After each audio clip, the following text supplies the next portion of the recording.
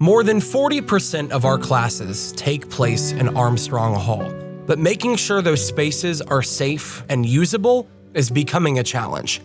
In September, a class of graduate students had to evacuate the room they were meeting in. It was a slow sound happening every once in a while. It would be a pop, pop, and then a break for a couple of minutes, and then another couple of pop, pops happening in the wall. It was a strange, very loud popping noise. I personally had never really heard anything like it. At first, I thought it wasn't a big deal, and then we looked over at the wall and saw the crack forming above the door, and we started getting a little concerned of, was something about to fall down on us?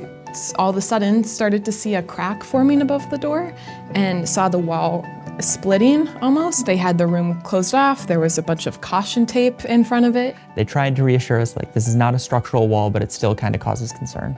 Last spring, several labs and a student study space were also rendered unusable. We had water coming down the hallway, and that water, was problematic because I had students down here at the time, and then they're texting me and saying, Dr. Steiner, there's water down here. What's going on? You could splash puddles if you wanted to. But it really was just piles of wet boxes of documents, a lot of old textbooks, a lot of just things we keep down here in storage. We have a lot of textbooks in our tutoring room that students can just use for information, and a lot of those had to get thrown out. So the biggest issue, of course, because it was contaminated water from the sewage system, everything had to be closed down. We had to move everything out from this space, any spaces that were affected, because again, the carpet's saturated with that. They have to be professionally cleaned. Everything that was in here, including students, had to move into the hallway. We actually couldn't tutor for a while after it happened. We didn't know where we could go. It meant that students couldn't get the tutoring that they needed.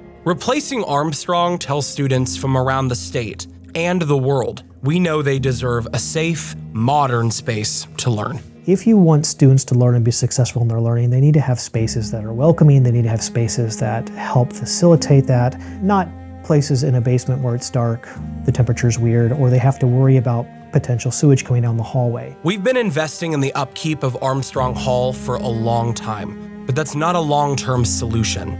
We know you have a lot of priorities.